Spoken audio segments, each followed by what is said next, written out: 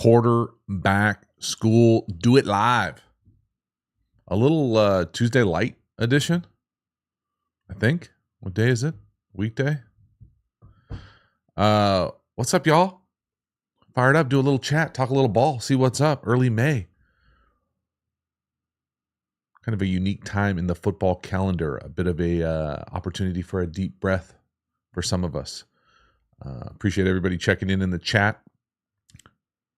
Hit that like as you come in here. Appreciate it. Zach, Nate, Eric, D-Kit. What's going on, y'all? What did I do yesterday? Oh, Haas Y Juke video. A little long. You know, nothing new there.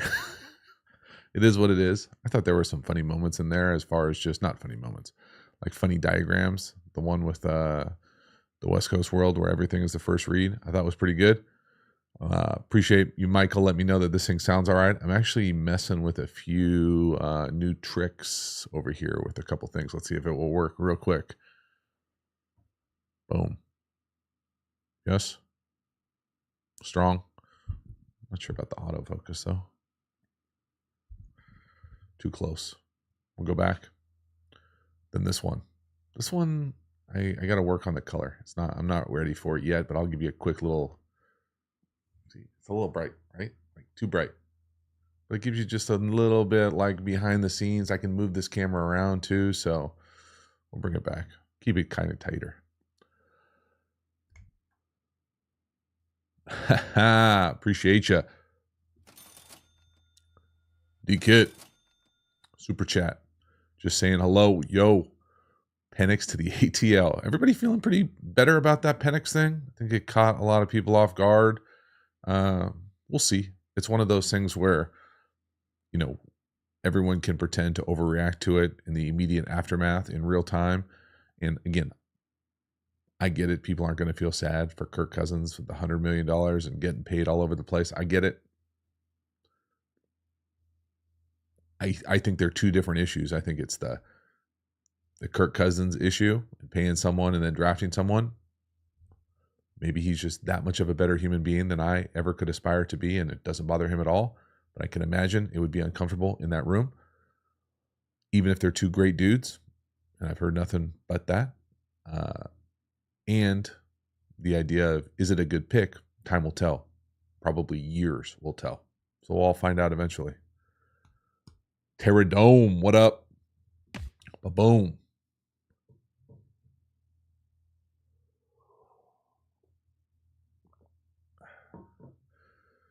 Yeah, I mean, David calling it awful decision-making. Again, I know it's hard, especially nowadays in the way that we digest information and have access to so much information. But to call it an awful decision, to me, is just way too early one way or the other. Like, we'll find out together. Maybe. It doesn't change anything I thought about Michael Penix. I think Michael Penix can spin it. I think he had a great year. I think it's pretty impressive. I thought he came out, ran really well. That kind of like got past the the injury thing in the past. I still don't think he plays as fast as he tested, which would be an issue for me. I don't think I loved that offense. I didn't think he was quite as precise down the field as maybe his reputation is as far as being a big game hunter down the field. They had some dudes on the perimeter. We're all going to find out, man. I really like him as a human, as a young person. I think he's going to, I'm certainly pulling for him. That's for damn sure.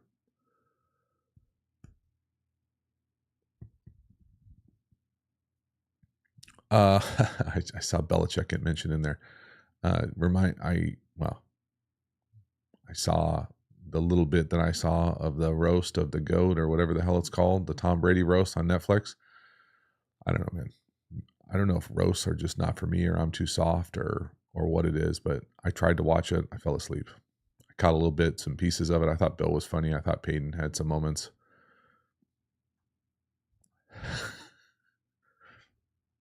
I don't know. Thomas Breeze.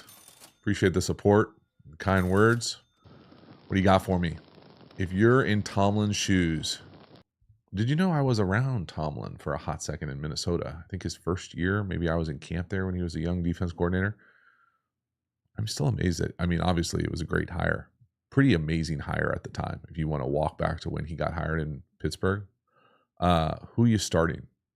Who are my choices in Pittsburgh right now? Talking about Russell or Justin? I mean, I think Russell's going to start the season. I think the better question is who's going to finish the season, maybe, or who's going to play better when they get an opportunity. They're probably both going to get an opportunity at some point. I mean, nothing about Justin Fields has changed, in my opinion, other than the fact that, continued to be frustrated about what his situation was in Chicago. I am pulling for him. I think he can make the necessary adjustments to speed up how he plays, to be able to deliver the ball with some level of anticipation. Now, is he going to learn it from Russell? Fuck, man, I don't think so. I don't think Russell Wilson plays with a bunch of anticipation. It's not like he's ripping wrap ends in the middle of the field, right? So does Justin have the capacity to change and improve his game in this time of year? Like right now, is he on the field or is he just getting off the field somewhere? Probably working his craft, doing his thing. And so, yeah, I'll put it this way. Thomas, is the best way I can answer the question. If I was in Tomlin's shoes, who are you starting? If I was in my shoes, who would I prefer to watch film of? Justin Fields. Who's going to get more videos on this channel for the Steeler fans? Russell Wilson or Justin Fields? It's Justin Fields. So if Justin Fields plays, there will be videos on the channel, either here or on the Patreon.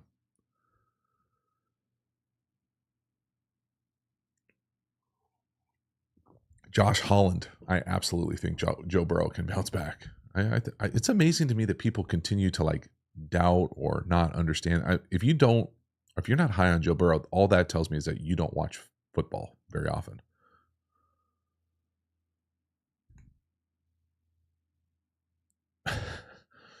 Yeah, I mean, I'm not going to, I see the kick returner things about Justin Fields.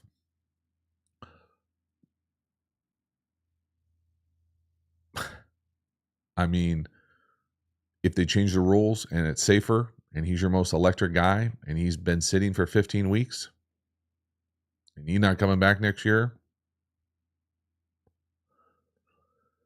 TD Carlo. Coach Prance, bro, I have no idea. How do you beat a 3-3-5 defense for a 6-man blitz? What are we talking about? Come on, man. Coach, you got to ask.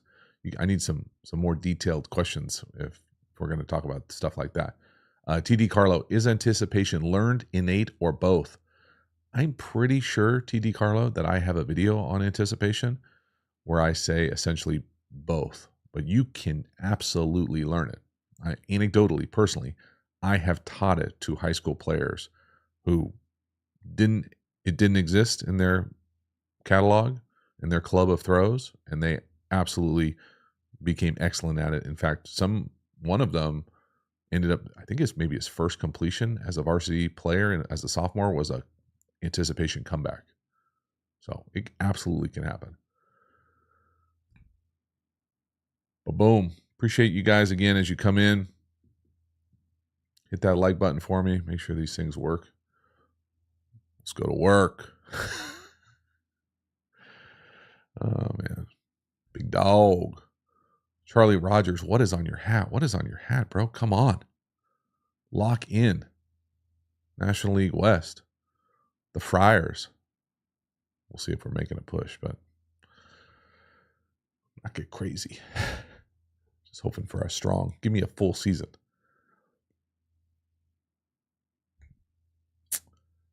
D-Kit, are you worried about May landing with the Pats? Yeah. In the same, because of every single reason we ever talked about in any of the May videos. And I think if you look at the Pats' offensive weapons, what they've been recently, got new staff, new offensive staff. Smash physical. Can Chase Claypool turn it around in Buffalo?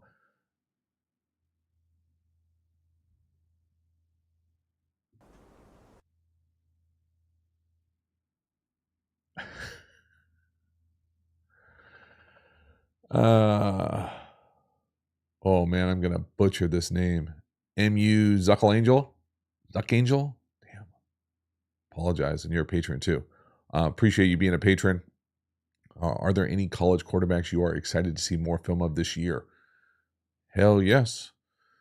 What do I have lined up in the pipe here? I'm going to do, I think, another Quinn Ewers here probably this week. I'm trying to get the rest of the Shador Sanders film. For some reason, I thought I had and didn't. So I need to get that. There are other people. I have the full list. I'll be honest with you. I don't know every single guy coming out next year. But we'll definitely get into it. What can I think of his name? The dude from Alabama, for sure going to do Milroe. So I'll try to chunk into those as we get into this. Well, maybe not for you, but for me, it goes fast this time of year because it's like there's nothing really going. So you can kind of get ahead a little bit. And that's what I do when I get into the college stuff. But then I usually take July off completely from videos just to like hard reset because I come back in the fall like pumping, specifically in September when the games start going. So I got to get on it. Boom, Mr. Mertel. Bam. Your boy 2 on the Bears said today, the biggest difference between Fields and Caleb has been Caleb's anticipation. So fucking shut up. Really? You got to share the clip with me.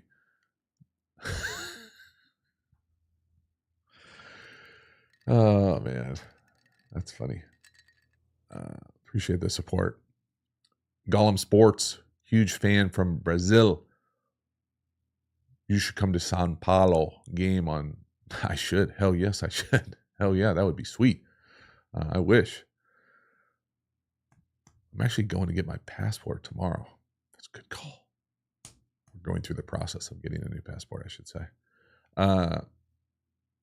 Zach, bam. Do you think Jaden Daniels will fit well in Kingsbury's offense? Love the content. Zach, Commanders. Well, that's a bit of a loaded question for me. Big fan of Jaden. The skill set, the improvement, I think could fit well in probably any offense. The Cliff wrinkle of it, what it looks like is I'm projecting what I aspire Cliff to evolve into. Does Kingsbury come out and do the same stuff he was doing in Arizona? Does he revert back to even more traditional roots of like air raidy stuff? I would probably say no. If he evolves at all, and what I would be pushing with it is just being, the league is so multiple on both sides of the ball. If you don't have the capacity to get big, to get 12, 11 heavy, 13, 21, 22, now you don't have to live in that, but we can't be living in 10, man. I don't want to see open edges. I just don't want to see open edges all the time. That's the biggest issue that I would want to see when you're talking about fit. Like, I think they're going to create explosives. It'll be fun, but let's protect us. Let's protect Jaden. Let's give us some easy throws. Let's interweave play action that looks a little bit more modern as far as tethered to new run concepts. That's what I want to see from that. We'll see. And again, that's just me projecting. It's not like he's fucking asking me what I would do,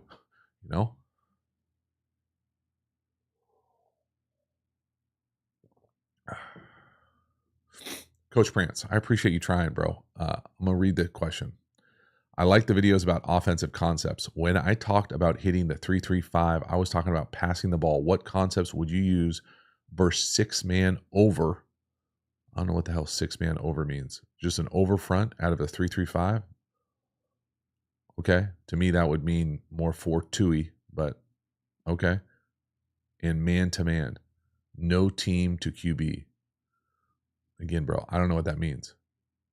What concepts I would want versus an over man, any man beater. I don't about the front. I don't care if they're bringing 6. We can keep 6 in the block. You're not going to have all day to throw, but you should have a hitch. You should have a hitch or 2 hitches. So you probably don't want like triple moves down the field. But if you're having pressure issues, same thing as anything. Move the launch point, get some stacks, use some motion. create the leverage that you want, get people going in the same direction. So multiple inbreakers, multiple outbreakers. I gotcha, I think.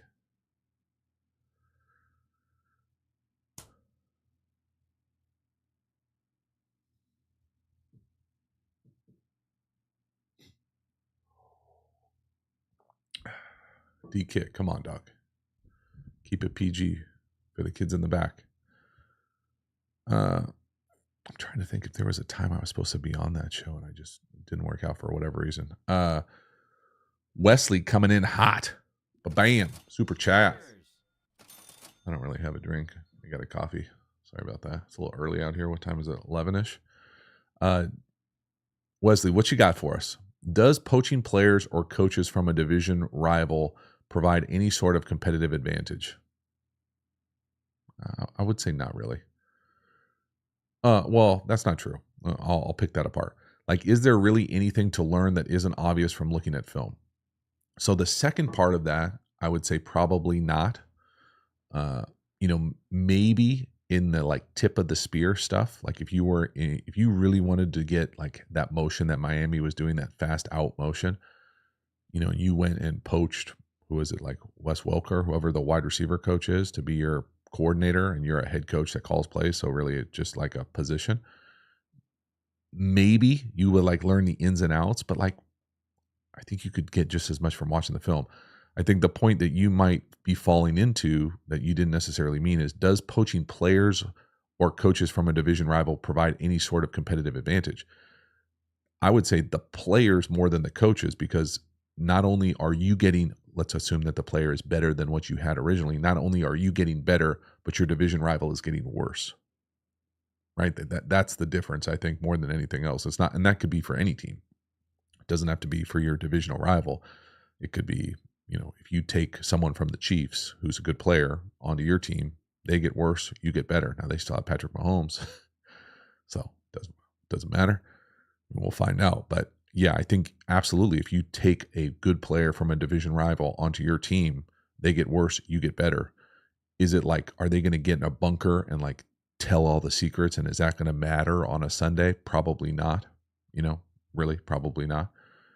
I've gone to new teams before and like talked to DBs about signals, that are kind of universal signals that come into play, maybe in the game, but they know that they know that the signals, that the signal. So do they change the signals? Does the signal mean, a stutter, whatever that route's supposed to be, double move, all those types of things. So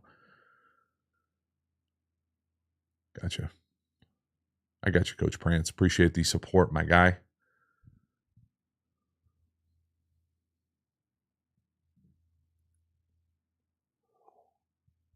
We got 100 of our closest friends in here. Appreciate you guys hanging out. Nice little midday, probably, wherever you are. Griffin. Oh, Griffin, I was going to talk about the empty protections, but we got hit with Jake and the super chat. I didn't even read it yet. I just saw the ya boy comment. All right.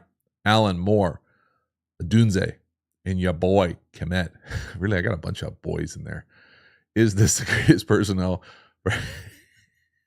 That's pretty funny, Jake. I like it. And why should the Bears call it every play? JK, love your stuff. Appreciate you. That's pretty funny. I mean, here's my thing. Okay, now you go with me. And again, this shit will fucking kick up a hornet's nest in those people, but I want you to do the mental math here with me as I walk us through this. Okay. I was frustrated with the perimeter that Justin Fields was asked to play with. Okay. The tight end, Komet, is an excellent, and I really do mean this because there are not very many, an excellent edge blocker. My initial frustration was because it felt like they were intentionally targeting him more than I felt like his skill set, his explosiveness, his separation should have garnered. That was just my opinion. I don't think he's Now, did he make some nice plays in the red zone? Is he a big target? Hell yeah. Do we like seeing that softball swing? Absolutely. Okay, but that was my take on that initially, and then it kind of just snowballed into a bit of a bit, okay, which is fine and fun. The other part about the perimeter is obviously we meaning the royal I was kind of right about the wide receivers because they've essentially replaced all of them, right? Traded for more. Okay, is more, Tyreek Hill? Not yet. Did he have a great season last year statistically? Yep. They obviously needed to upgrade it, right? They spent a fucking top 10 pick upgrading the position.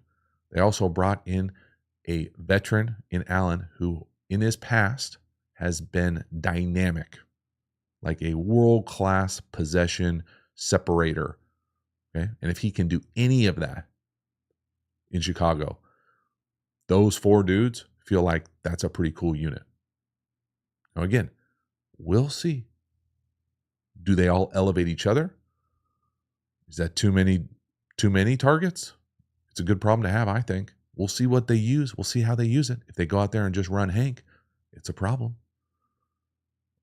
But I don't think you can be, that sensitive about, oh man, this guy was all over the wide receivers, the perimeter. Yeah, they went out and upgraded it multiple times. Spent significant draft capital in it. You're welcome.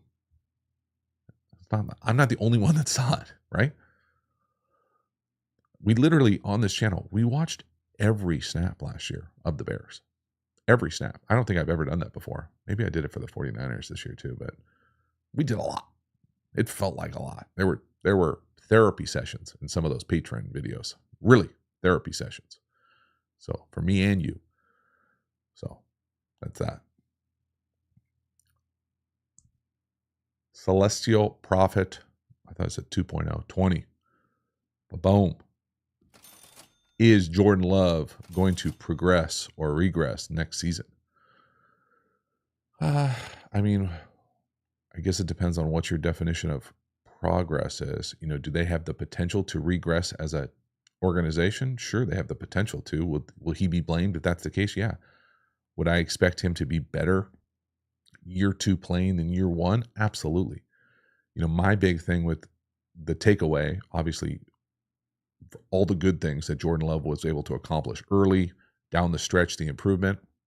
I just think if he could make a season that is slightly more consistent, as opposed to when I think back to their season last year, I think of a huge valley or gulf in the middle of that thing where no one was playing that well. Now they were able to right the ship and come out the other side of it the better for it. But just putting a consistent season together in the league is so hard. It's so long. That will be significant progress for me in that unit. And again, they're all crazy young, right? But boom. Damn, I forgot what was the question I was going to talk about in the pass protection.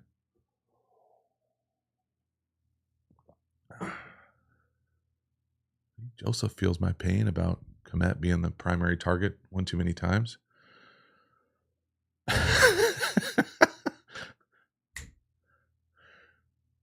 Oh, I almost said it, Sean. I almost said it. I almost said Shane, but I said Sean. The diphthong got me. Appreciate you, Sean. Ba-boom. I do want to come back, DK, to the Herbert Greg Roman special. If he throws that Greg Roman special, the Greg Roman special for all you newbies is a go or clear on the outside and a 5-yard out by the number 2. If we see that from Justin Herbert like multiple times, I'm going to freak out. I know we're going to see it too. All right, Sean, what makes good chemistry between a wide receiver and a QB? Winning, explosiveness, production. Are there systems that are more freedom, that allow more freedom for choice for the receivers? So, Sean, I'm going to give an anecdotal story here. So when I was in Cincinnati, was it Cincinnati? Yeah. When I was in Cincinnati, Carson Palmer was the starter, and like Ocho Cinco was the dude still, like right at, not like maybe late mid of his career, maybe towards the end. Still a good player. our number one for sure. TJ wasn't there. I'm trying to think who we had as the number 2. I don't even remember. I personally thought that Chad was hard to throw to because he would never be where he's supposed to be when he's supposed to be there. And again, you got to understand, for my game, it was all detail, anticipation, trying to be precise with the ball location as much as I could be, get the ball out on time. Where Carson had played and built up a relationship with your boy Ocho, and he trusted Chad to just win. So if he was supposed to run a speed out 10 to 12, and he ran it to 15, well, that would be an interception to me or an incompletion. To Carson, he would just trust him, and he would see it, and he would have such a fastball, even post-injury when I was with him, that he was able to rip it and put it on him. Now, did it always work? No, but like 98% of the time, that's how they kind of operated. And I was always a little bit in awe because that just wasn't what I was able to do. I was much more, we got to be on the unit, get your depth, be where you're supposed to be so I can let this thing rip on time. Where, maybe he's got a post. Maybe Ocho would have a post, and he would feel the leverage of the corner so far inside and nobody outside that he would run like a post corner. Well, fuck. Like I would flip out, where Carson would get a big chunk completion. So like that type of thing. Now, I don't think that's common, but I do think it's more common than I ever experienced because I never experienced that. There were times, I guess, in like NFL Europe or college where you could kind of ad lib. And you see more ad lib nowadays. It's more like scramble, post read situations where you've gone through the progression. Now you're going out to create. That thing is different than, in play, in progression, changing shit, where you see Kelsey do stuff like that all the time, I think. And so that stuff to me, that's the special chemistry. That's the very unique ability to read body language, to have played enough to see this game the same way, to see space, and to be in a system that allows you to do that. That Cincinnati system was a little bit looser than some of the other systems, more that I would consider more rigid as far as the expectations and the accountability. So hopefully that works for you.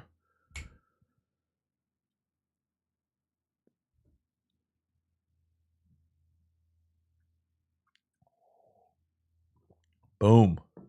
Coach Grays, my man, good to see you. Been a minute. Appreciate all the super chats, all the support. I'll try to get to as many as I possibly can. Which coach coordinator do you wish you could have played for, current or historical? Ooh, probably Bill Walsh. I feel like that'll probably be the one. One time my dad ran into Bill Walsh in an elevator.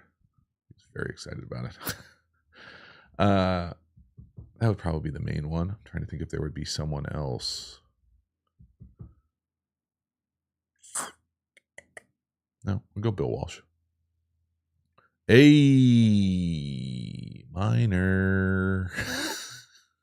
Sorry, I fell into that super chat. That shit was crazy, by the way. Who is your favorite NFL QB right now? Goated channel 100. Boom. Does anybody not say Patrick Mahomes? Who's saying someone besides Patrick Mahomes?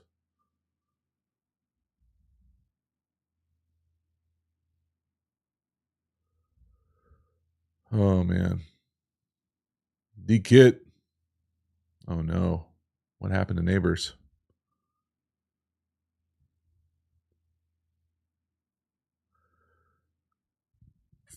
Rich Hud, welcome to the chat. Go back. We talked a little bit about Justin. I'm not going to make everybody else suffer through my Pittsburgh thing again. So it's earlier in the chat if you didn't get a second to. Holy cow. Come on, holy cow. Was all over that. That stuff is crazy. Crazy.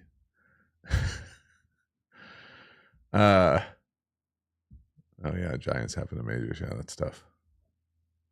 That's tough. All right. How long have we been going here? I feel like my throat's hurting. 30 minutes. How did these guys do like hours of streaming? That's crazy to me. We'll get a couple more in here. Appreciate everybody hanging out. Nice little Tuesday. If you got questions, now's the time because this thing is winding down. I like the 3 people in here that got the A minor joke.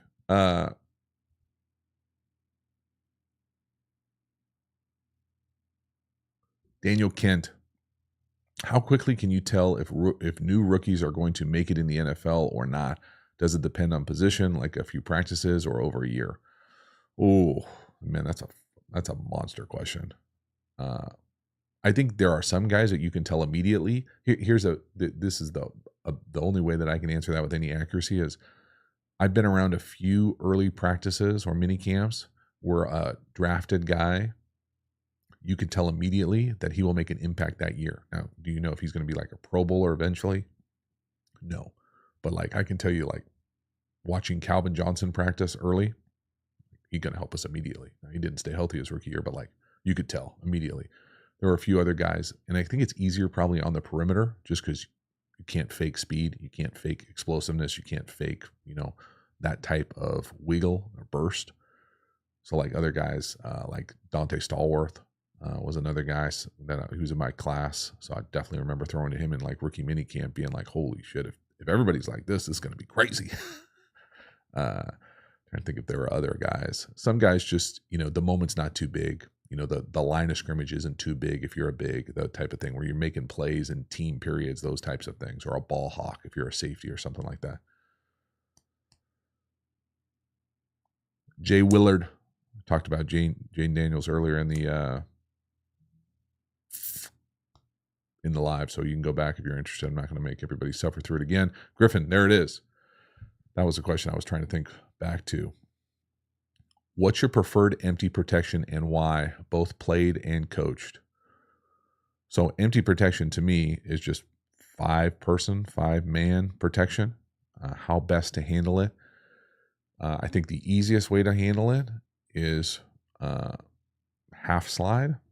Depending on what the front is, I guess if you get an odd front, you could like double molly that thing. I definitely never loved a molly. If you don't know what a molly is, it's where like the guard kick out, make like an L to pick out the outside thing, the outside pressure. My thing with 5-person protection is I always wanted the 5 people protecting to be blocking the 5 most dangerous. Okay, now that always doesn't, so just go with me through the mental math here. The 5 most dangerous doesn't necessarily always align with where the best hot is. So that's the question that I was always like living in that kind of like, Middle Earth world where like, do I want to feel like I'm protected to my backside, but my hot is over here. So if I'm going to be hot over here, do I want to protect myself over here? And so I have the best hot here, or do I want to feel like I'm blocked up, but that's my best hot. My first read is over here. So, how those things are constructed. And sometimes you'll hear me say like the offensive construction or the architecture doesn't make sense to me. It's stuff like that where like, hey, if we're sliding this way, I want my hot over here. I don't want to slide. I don't want more guys going this way and the best hot route over here. So if I know my hot is over here, I probably want to slide over there. But what if I know that people are blitzing over here? Can I change it and redeclare it to slide? Well, some systems you can. You better be right if you do shit like that. The other part about it is I can tell you that if you are a quarterback when I played a lot, sometimes we would play a lot in 5-person protection, whether it was NFL Europe, college, in the league, in the preseason. If you are getting a lot of like 5-0s, essentially meaning 5 one-on-one blocks, I always used to think I probably have a hitch and a half consistently. So will I be able to get back there and go, say I'm in gun and we're in a 5-0 situation, not hot, they're rushing 5, we've got 5 to block. I probably have 3 and a hitch. I probably don't have 3 and a hitch consistently. Doesn't mean that you'll never do it. You don't want to like, break out of the pocket after one hitch if the pass protection's great. But mathematically, holding on to the ball for that long with a bunch of one-on-one blocks is a recipe for disaster, in my opinion. So just understanding the time clock more than anything else. I used to like to, at the high school level, I'm trying to think how we did it. We would almost always slide away from the hot read. So having a primary hot where the quarterback felt really comfortable, like, okay, hey, if we're hot, I'm throwing the swing, or if we're hot, I'm throwing the slant, then we would almost always slide away from it, and it was tethered to the concept. So that part, and they didn't have the capacity to change it at the line of scrimmage because we were so peak tempo. I was calling it. The way that we did the signals is my signal dictated the slide. I know some really good high school programs around here will allow the quarterback to, say they're sliding to my left, and say the backer that we're hot off of to the right walks up to the line of scrimmage. Well, they'll expect the quarterback to redeclare it to the guy who's walked up to the line of scrimmage. That works for them.